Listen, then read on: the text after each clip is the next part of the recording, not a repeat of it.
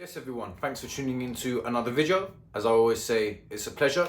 Before I get into the video, if you get any value from the video, please feel free to like and subscribe. And if you've got any thoughts, comments or questions, please leave in the comment section down below for the algorithm.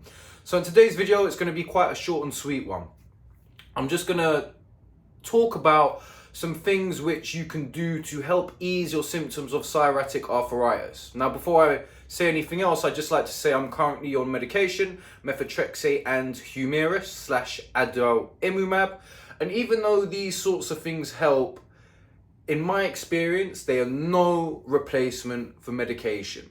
They may help you manage the pain a little bit on days which are particularly bad, especially if you're awaiting medication. But in my experience, all the stuff in the world doesn't help until you start taking meds. It may help a little bit, it may reduce a little bit of inflammation, may help with the stiffness, but it's not the answer. That's for me. For some people, it seems that they can change their diet and eat a certain way or do certain things and it makes their symptoms go away. But for me, nothing has really helped like medication. And even though I am currently on medication, you can still see my fingers are swollen. You know, I can't bend them. This hand's pretty much normal now, but this hand is still not great. I still can't straighten my little finger.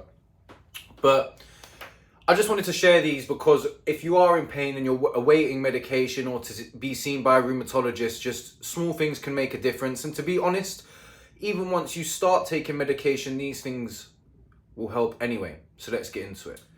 So the first couple things I'm going to talk about are things that you should avoid rather than what you should actually do. And they are avoiding the consumption of alcohol, if possible, and avoiding the consumption of sugar. Now, this is just my experience. Nothing else with my diet has really helped. But there's no doubt about it for me that when I drink alcohol in excess and eat sugar in excess, I'm really stiff. It's happened on 2 occasions. I've talked about this in other videos where I've gone away on holiday for a period of days, drunk a lot of alcohol, and there's no doubt, I'm more stiff. My body feels more inflamed. There's a very, very noticeable difference. Now, of course, it's all about balance. You want to enjoy life, and sometimes I might have a drink or 2 drinks, and that doesn't seem to be a problem.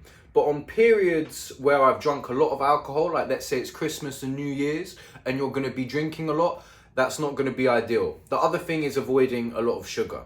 I've also definitely noticed, there's no doubt about it, when I consume a lot of sugar, whether that's in sweets or cakes or things of that nature, that it makes my body feel more inflamed. So 2 things to avoid are sugar and alcohol.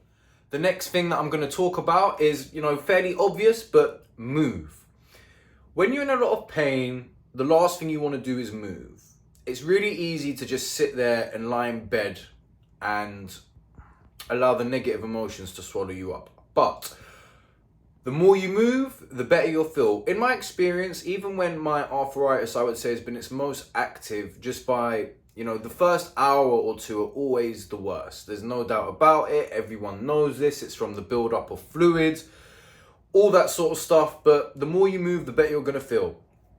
If you've got stiff fingers like I've got a video, which I'll put in the link, that you can do in the morning or in the evening to just keep everything loose. And I'm also going to upload some videos on simple morning routines that I've developed in regards to just get your body moving, get your joints moving, do some articulations for your shoulders, let your arms open up and close in, just anything. Get moving, because the more you are stagnant, the more it's going to set in and the harder it's going to be. It's a bit of a vicious cycle. Because the last thing you want to do is move. And moving is painful, but the less you move, the more painful it's going to end up being. So, the third thing I would suggest is move. The last thing I'm going to talk about, and I think this is relevant to all mental health, everything, is just try and express some gratitude for something. Now, I know it's really difficult when you're in a lot of pain to be grateful because everything sucks. The chances are is things that you enjoy doing are going to be taken away from you, but hopefully you've got something to be grateful for. Hell, you're watching this video right now, so maybe you can be grateful for the video. Hopefully you've got some support from some people that love you. Hopefully you are on the road to getting medication. Hopefully you've got some good books to read. I hope that you have some things to be grateful for. And just by writing 3 things you're grateful for every day, hopefully it will shift a little bit of perspective. I'm not saying it's the answer, and I'm not saying it's going to reduce your pain. But when you're in a lot of pain, one thing you can do is try and change your perspective. And that was one thing that really helped for me. Anyway, I hope that was helpful.